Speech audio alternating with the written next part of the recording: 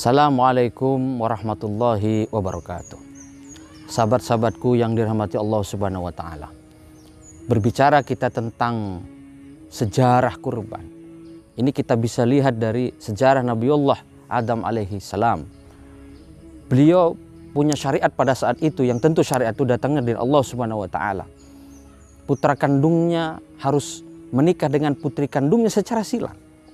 Dalam sejarah bisa kita lihat bahwa Qabil itu punya saudara kandung namanya Iklimah. Sedangkan Habil itu punya saudari kandung namanya Labudah. Dalam syariat Nabi Adam alaihissalam pada saat itu, maka Qabil itu harus menikah dengan Labudah. Sedangkan Habil itu harus menikah dengan Iklimah. Nah, Qabil ini nggak mau menikah dengan Labudah. Kenapa? Dengan alasan bahwa Iklimah jauh lebih cantik daripada Labudah. Maka maunya Qabil ini dia harus menikah dengan Iklimah. Tapi ini bertentangan dengan syariat pada saat itu.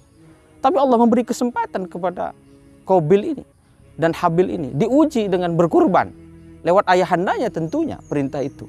Siapa yang kurbannya diterima oleh Allah Subhanahu wa Ta'ala, maka keinginannya akan diluluskan. Maka kemudian berkorbanlah dua putra Nabi Adam ini. Qabil ini kemudian berkurban dengan hasil pertaniannya, dengan buah-buahannya. Cuman dia orangnya agak bakhil gitu, agak pelit. Sehingga kurbannya itu yang kecil-kecil, yang tidak bagus, yang kurus-kurus. Sedangkan yang besar-besar itu untuk dikonsumsi, bahkan untuk diperdagangkan gitu. Sedangkan Habil ini berkurban dengan hewan ternak yang besar-besar, yang gemuk, yang dagingnya banyak, yang lemaknya banyak. Dan sangat ikhlas sekali dalam berkorban itu. Maka kemudian korbannya Habil ini yang diterima. Maka syariat itu harus dijalankan. Habil harus menikah dengan Iklimah, sedangkan Qabil harus menikah dengan Labudah.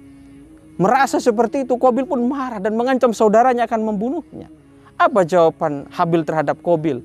Seandainya engkau menggerakkan tanganmu untuk membunuhku, aku tidak akan menggerakkan tanganku untuk membalas terhadap pembunuhan itu. Artinya apa? Kemungkaran tidak harus dibalas dengan kemungkaran.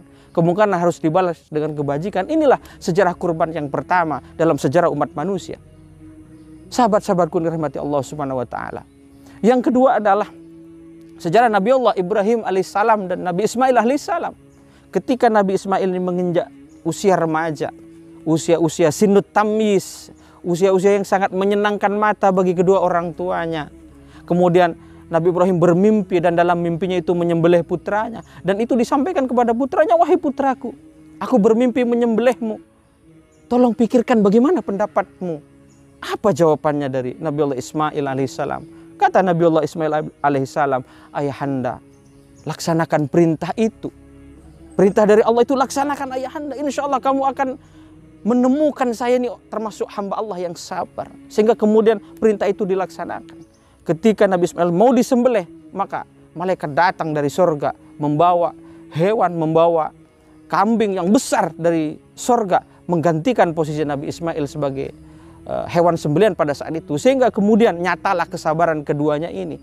Maka lulus ujian dari Allah Subhanahu wa Ta'ala. Sahabat-sahabatku rahmati Allah Subhanahu wa Ta'ala, kita hari ini sebagai umat Nabi Muhammad sallallahu alaihi wasallam disyariatkan juga berkurban. Kurban itu disyariatkan pada abad ketiga Hijriah, yaitu bersamaan dengan disyariatkannya zakat dan disyariatkannya kita sholat lebaran, Idul Adha dan Idul Fitri. Nabi Allah Muhammad SAW pernah memberikan contoh kepada kita. Beliau berkorban dengan 100 ekor unta. 70 ekor unta disembelih dengan tangannya sendiri. Dan 30 ekor unta disembelih oleh Ali bin Abi Thalib karramallahu wajhah. Ini artinya apa? Bahwa kita yang punya kelapangan rizki tidak hanya satu kali berkorban.